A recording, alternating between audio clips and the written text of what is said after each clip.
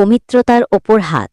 আল আকসা জামে মসজিদের ইমামের ওপর হামলা। জুমার নামাজ শেষে ভালুকার বাটগাঁওয়ে যা ঘটেছে তা শুধু একজন মানুষের ওপর হামলা নয়, এটা একটি মসজিদের সম্মানের ওপর আঘাত। ইমাম সাহেব চোখের জলে ভেঙে পড়েছেন, আর আমাদের হৃদয়ে জেগেছে ছিল শান্তির, সেখানে নামল নির্লজ্জ বর্বর। কোথায় আমাদের মানবতা? একজন আলেম, একজন ইমাম প্রতিদিন আমাদের সঠিক পথের দিশা দেন, আজ তাকেই প্রকাশ্যে মারধর করা হলো। লজ্জা কার?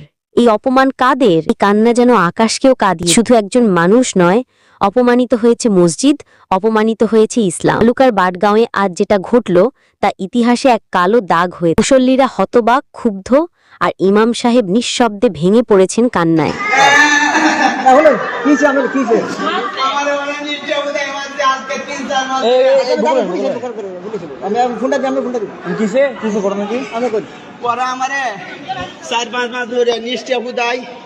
বিভিন্ন ভাবে টর্চারিং করতেছে আমার এখান থেকে বিদায় দেওয়ার লাগে, ঠিক আছে? বিভিন্ন ভাবে আমার টর্চারিং করতেছে আমার এখান থেকে বিদায় দেওয়ার লাগে। আমার কোনো দোষ নাই। মারছে ইকবালে, মারছে ইকবালের ভাবে, মারছে সেলিমে, মারছে এরপরে আরশা বলে মারছে।